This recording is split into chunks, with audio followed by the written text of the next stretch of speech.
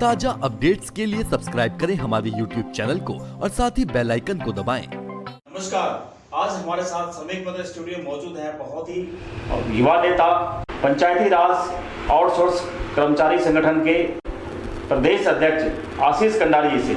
कंडारी जी, हमारे श्रमिक पत्र के खास प्रोग्राम आपकी पहचान में आपका स्वागत है, वेलकम है। नमस्कार सर।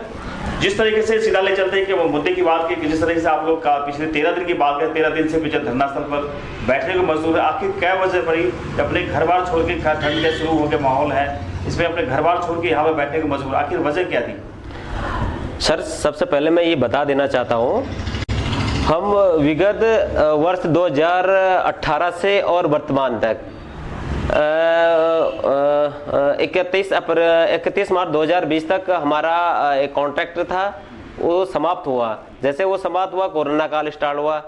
कोरोना काल में जैसे हमने अपनी मांगें अपने सरकार तक रखनी थी, तब तक कोरोना काल रहे तो हम सारे लोग घरों के अंदर पैक हो गए, सरकार तक अपनी बातें नहीं पहुंचा पाए।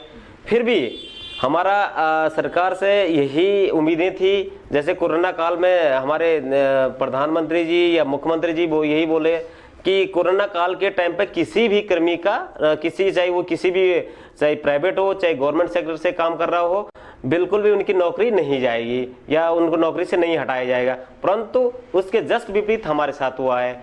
फिर भी हम एक लीगली प्रोग्राम में हमेशा कई बार हम डायरेक्टर ऑफिस में डायरेक्टर साहब से मिल चुके हैं, अपने विभागीय पंचायत राज मंत्री श्री माननीय अरविंद पांडे जी से मिल चुके हैं।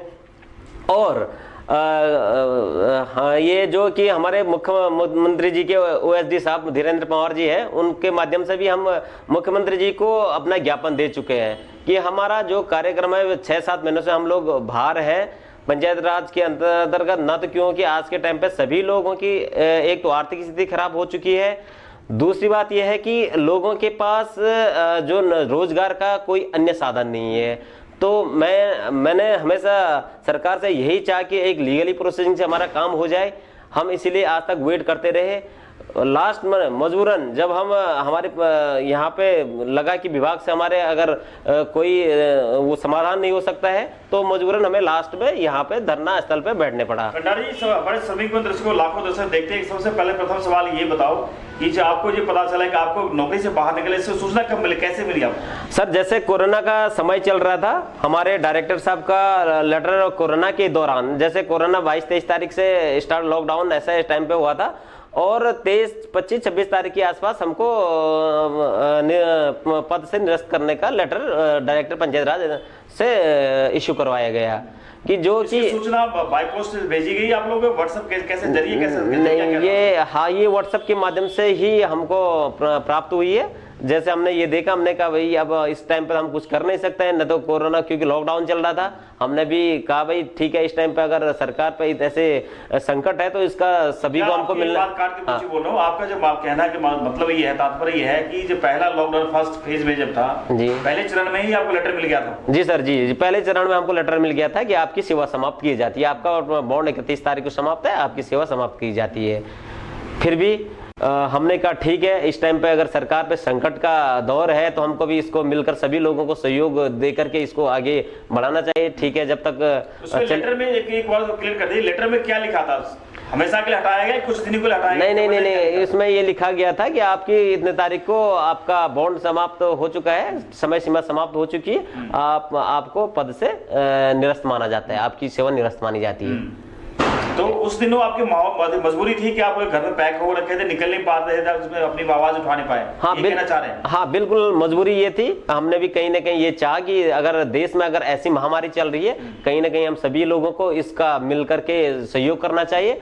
और बाय द वे हम अगर इधर उधर कई लोगों उस बीच हमने क्या किया कि मुख्यमंत्री पोर्टल पे कई शिकायतें दर्ज की है और उसका समाधान भी कई लोगों का, जैसे पीएफ ESI का मामला था, वो हमने रजिस्टर्ड किया वहाँ पे, क्योंकि हम लोग इधर उधर सारे लोग एक जाने की इधर वो हमारे पास व्यवस्था ही नहीं थी, तो हमने ऑनलाइन माध्यम से इस टाइप से कुछ शिकायतें दर्ज की थी।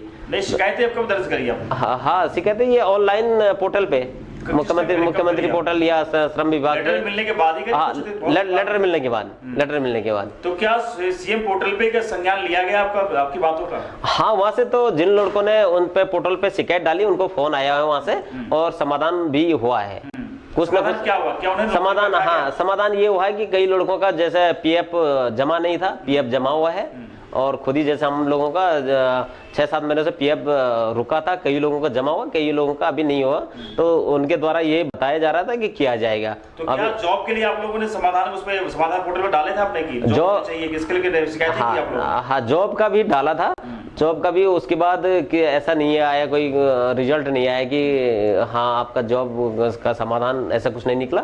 मजबूरन लास्ट में हमने खुद ही, जब यहाँ पे लॉकडाउन खुला है, और अपने ही जरिए, अपने माध्यम से विभाग के चक्कर लगाए। सवाल अब ये उठता है आप पर भी, आप सक्रिय लोग हैं, युवा नेता, युवा लोग हैं, खान नेता आपके अध्यक्ष क्षेत्र में, जैसी बात है उसके प्रतिनिधित्व भी करते हैं, आपके संगठन का भी करते हैं, तो आपकी जिम्मेदारी बनती है आपकी। तो खासकर आज जो पहला आपने की, पहले अपने ऑनलाइन सब कुछ सिस्टम है, आप वैसे घर पे पैक हो रखे थे, सब घर बैठे बैठे काम कर सकते हैं इस चीज को, तो व्हाट्सएप का ग्रुप जमाना है, ऑनलाइन सब सिस्टम है, तो उस तरह आवाज क्यों उठाई आपने? आज इतने दिनों बाद आपने आवाज बुलंद कर रहे हैं, यही आवाज पहले क्यों उठाई आपने?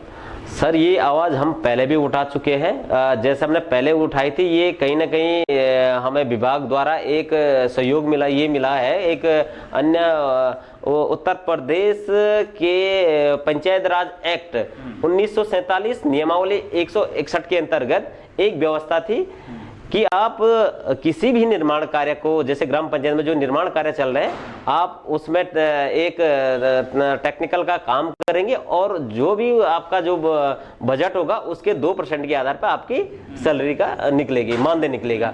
परंतु जैसे वो प्रक्रिया आगे बढ़ती रही, तो कुछ दिनों बाद, 15 से 20 दिन बाद, किसी का हो सकता 23-24 दिन चला हुआ वो लेटर, उसके बाद तुरंत ही पंचायत राज डायरेक्टर ने, हमारे जो है निर्देशक साहब ने, उन्होंने निरस्तीकरण के आदेश दे दिए।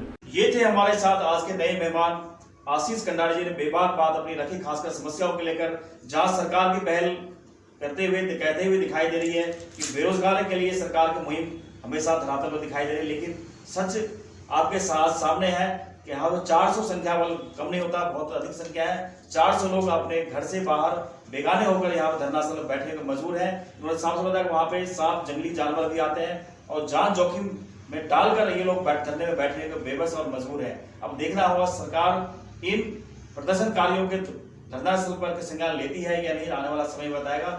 आज के लिए बस इतना ही। अब देखते रहिए हमारे श्रमिक मंत्र के खास प्रोग्राम आपकी पहचान। नमस्कार।